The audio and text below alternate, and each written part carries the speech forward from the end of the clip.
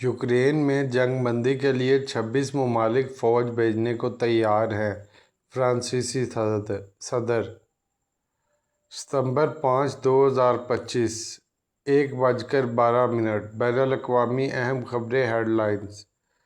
France کے صدر Emmanuel Macron نے کہا ہے کہ 26 مغربی اتحادیوں نے جنگ بندی معاہدے پر اتفاق کی صورت میں اگلے دن ہی یوکرین میں زمینی، سمندری یا فضائی راستے سے فوجیوں کو تعینات کرنے کا باضابطہ طور پر وعدہ کیا ہے۔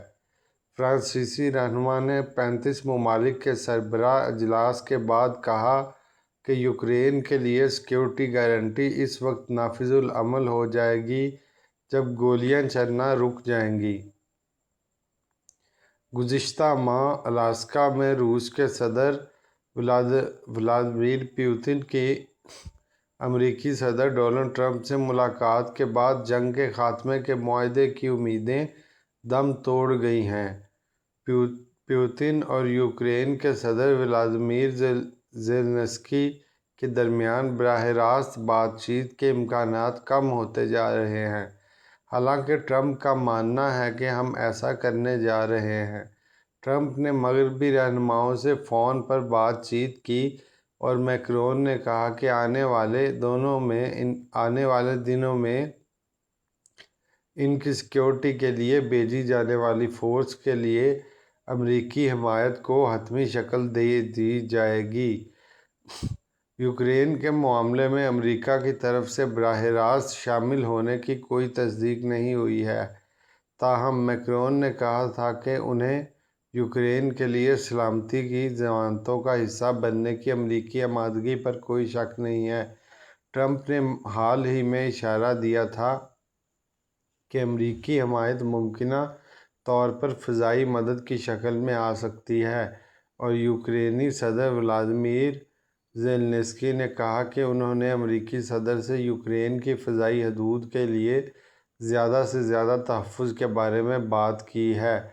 فن لینڈ کے صدر الیگزینڈر اسٹب کی فون کال کے مطابق ٹرمپ نے یہ بھی کہا کہ یورپی یونین کو روس کے تیل اور گیس کی درآمد کو روکنے کے لیے امریکا کے ساتھ مل کر کام کرنا چاہیے۔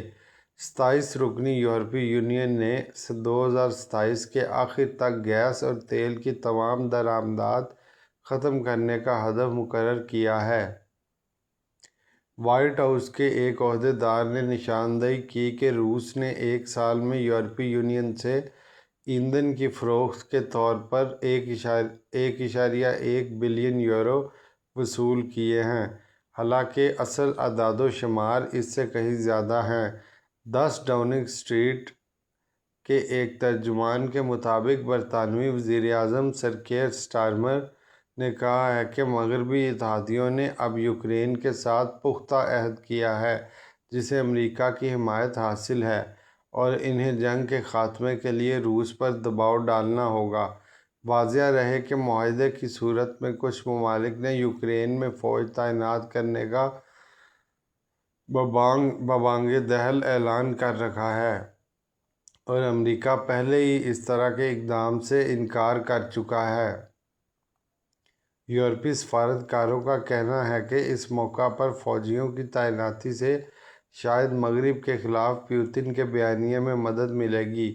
ماسکو نے واضح کیا ہے کہ یوکرین میں کسی بھی مغربی افواج کی تعینات نہیں کیا جانا چاہیے، اور اس نے اصرار کیا ہے کہ اسے ضامن کے طور پر کام کرنے والے ممالک میں سے ایک ہونا چاہیے۔ اس خیال کو یوکرین اور اس کے اتحادیوں نے مسترد کر دیا ہے۔ فرانس کے صدر نے شکایت کی کہ جنگ بندی مذاکرات سے متعلق تازہ ترین کوششوں کے باوجود روس یوکرین میں اپنی فوجیں بھیجنا جاری رکھے ہوئے ہے۔ شکریہ۔